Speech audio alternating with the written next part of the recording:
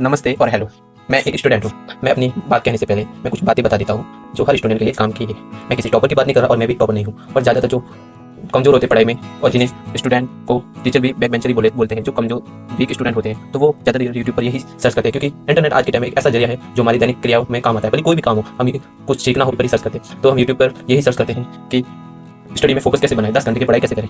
तो और जो 10वीं या 12वीं के स्टूडेंट है, मतलब जो स्कूल के स्टूडेंट है, वो अपने एग्जाम की तैयारी करते हैं, तो उनमें फोकस नहीं रहता, तो वो सारे पूरे साल पढ़ाई नहीं कर पाते, तो वो पीछे रह जाते हैं और उनके परसेंटेज भी बहुत वीक होते हैं। पर वो सोचते हैं कि कभी बेसिक लेवल का स्टूडेंट कभी भी एडवांस लेवल तक नहीं पहुंच सकता। पर ये बात बहुत ही गलत है, क्योंकि कोई भी टॉपर बचपन से नहीं होता, वो धीरे धीरे कोशिश करता है और कभी कभी वो हारता भी है। जैसे कि बचपन में हम चलते थे तो गिरते भी थे, फिर हमें डर भी लगता था, फिर हमारा डर दूर हुआ तो हम चलना भी सीखे। तो स्टूडेंट डरते भी हैं, पर वो डेली प्रैक्टिस करते रहते हैं और वो एक एडवांस या जिन्हें हम टॉपर कहते हैं वो टॉपर बनते हैं। तो मैं भी अपनी जर्नी बता रहा हूँ। और एग्जाम स्कूल के एग्जाम लेवल तक तो ठीक है, पर जो कॉम्पिटिटिव एग्जाम जैसे नीट हो गया या अदर गवर्नमेंट एग्जाम हो गया, ये तो एंट्रेंस एग्जाम है नीट, पर ये भी गवर्नमेंट एग्जाम से कम नहीं है। हर साल 10 लाख 20 लाख या अब तो आंकड़ा और भी बढ़ रहा है, तो उसमें से कुछ बच्चों का ही गवर्नमेंट में सिलेक्शन होता है। और ज़्यादातर टॉपर हो गए या बैक बेंचर जो नीट की तैयारी कर रहे हैं, वो अपना गोल्ड एम्स या उसके बाद जीएमसी गवर्नमेंट मेडिकल कॉलेज का रखते हैं। तो मैं भी अपना परिचय देने वाला हूँ। मैं 12th 2025 में कंप्लीट किया था। 2025 में कंप्लीट करने के बाद मैंने भी नीट की तैयारी के लिए सोचा। हाँ, पहले नहीं था, मैंने 11th और 12th में पढ़ाई नहीं की, मतलब पढ़ाई की थी पर नीट लेवल की पढ़ाई नहीं की। मैंने 12th के बाद ही सोचा आया, तो मैंने सितंबर को बैच लिया। तो मैंने बोला कि मैं टॉपर नहीं हूँ, मैं भी आपकी तरह स्टूडेंट हूँ, तो मैंने भी सितंबर में पढ़ा बैच लिया। तो ऑनलाइन पढ़ाई करना बहुत ही मुश्किल होता है और मैंने हिंदी मीडियम का बैच, मेरा बैकलॉग भी हुआ, मतलब सितंबर में लिया। तो अभी 24 दिसंबर है आज, तो कभी पढ़ाई करता था 4 दिन पढ़ाई की, 2 महीने का बैकलॉग या 10 दिन का बैकलॉग, ऐसे होता गया। तो मैं एक भी चैप्टर कंप्लीट नहीं कर पाया। हाँ, 2-3 दिन से मैं अभी रेगुलर पढ़ाई करता हूँ। तो मैंने सोचा कि पढ़ाई के साथ साथ जो बैक बेंचर या जो वीक स्टूडेंट है उनको भी सहारा दिया जाए, कि एक कमजोर स्टूडेंट भी आगे चल के टॉपर बन सकता है। तो मैं भी एक कमजोर स्टूडेंट ही हूँ, तो मैं अपनी जर्नी आपसे शेयर करता है। अगर आपको भी मेरी जर्नी के साथ जुड़ना है तो मेरे चैनल को सब्सक्राइब कीजिएगा। ये मेरा फर्स्ट व्लॉग नहीं है, ये केवल मेरा इंट्रोडक्शन है।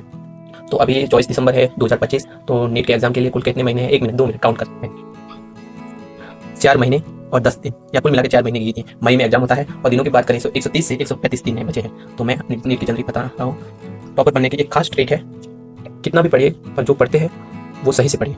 ऐसे नहीं कि आप सिलेबस कवर करने के चक्कर में आगे का पढ़ रहे हो और पिछले का भूल रहे। मतलब पिछले का भूल है तो उनका रिवीजन भी करो, भले आगे का ज़्यादा से ज़्यादा कवर ना हो, पर पिछले का नहीं भूलो, क्योंकि अगर पूरा ज़्यादा से ज़्यादा कवर कर जाओ, पिछला याद ही नहीं रहा तो एग्जाम देने का क्या मतलब। और पढ़ो। तो मैं नीट की तैयारी कर रहा हूँ, तो नीट की सक्सेस के लिए डेली 14 से 15 घंटे की पढ़ाई कंपल्सरी है, या मिनिमम 7 घंटे भी ठीक है। परंतु मैं इसे नीट की तैयारी कर रहा हूँ, तो मेरे लिए 7 घंटे या 5 घंटे भी पढ़ाई करना मुश्किल है। तो मैं अपने व्लॉग के माध्यम से बताऊंगा कि नीट की पढ़ाई धीरे धीरे कैसे बढ़ाएं और एक अच्छा इंप्रूव कैसे करें।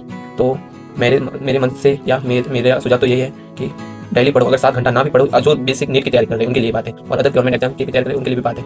जो एक बेसिक स्टूडेंट होता है, जिन्होंने कभी पढ़ाई की ही नहीं हो, उनके लिए तो बहुत ही हार्ड होता है। मतलब कि एग्जाम के टाइम पर थोड़ी बहुत पढ़ाई करके पास हो गए, उनके लिए रेगुलर इतना पढ़ना मुश्किल है। पर मैं ये कहना चाहता हूँ कि नीट के लिए 4 घंटा पढ़ना मुश्किल है, पर पढ़ो, पर डेली 2 घंटे जरूर पढ़ो। मैं ये कहना चाहता हूँ। हाँ, भले आपसे रेगुलर 7 घंटे पढ़ाई ना हो, पर रेगुलर 2 घंटे, आई मीन कि 1 घंटे की क्लास जरूर लो।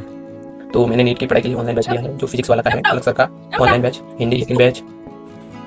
तो अभी मैं पीडब्ल्यू फिजिक्स वाला के ऐप के बारे में कुछ जानकारी दूंगा कि ऑनलाइन पढ़ाई में कैसी होती है, बेस्ट है या नहीं है। और सबसे बड़ी मुसीबत फिजिक्स की होती है, जिसकी मैथ बहुत वीक होती है, उसको फिजिक्स में बहुत तकलीफ आती है। तो कैसे स्ट्रक्चर होता है, क्या पहले मैथ सिखाई जाती है, इंट्रोडक्शन दे देते हो। जो मैंने बैच लिया ऑनलाइन से यकीन 2024 का 2.0। तो इसमें बायोलॉजी को 2 भाग में विभाजित किया गया है, जिसमें दोनों के अलग अलग टीचरों के बॉटनी अर्थात कि वनस्पति विज्ञान या पौधों का विज्ञान अर्थात जिसमें पौधों के बारे में अध्ययन होता है, जिसमें बॉटनी में है प्रथम नाहटा सर, और जूलॉजी में है डॉक्टर प्रियंका मिश्रा मैम, और फिजिकल केमिस्ट्री को भी 3 भागों में डिवाइड किया गया है अर्थात विभाजित किया गया है। Physical chemistry, inorganic chemistry, organic chemistry. और फिजिकल केमिस्ट्री के टीचर है Mohan Singh sir, inorganic chemistry के टीचर है शिवम मिश्रा, ऑर्गेनिक केमिस्ट्री के सर है दिवांश तिवारी सर, और फिजिक्स के सर है अखिल गोयल सर। तो मैं अभी स्टार्ट कर रहा हूँ पढ़ाई। तो हर वीडियो लेक्चर ऑनलाइन देखने के बाद कुल मिला के 2 घंटे का हो जाता है, तो 6 घंटे पढ़ना मुश्किल है। इसलिए मैं ज़्यादा से ज़्यादा 1 लेक्चर या 2 लेक्चर देख पाता हूँ। तो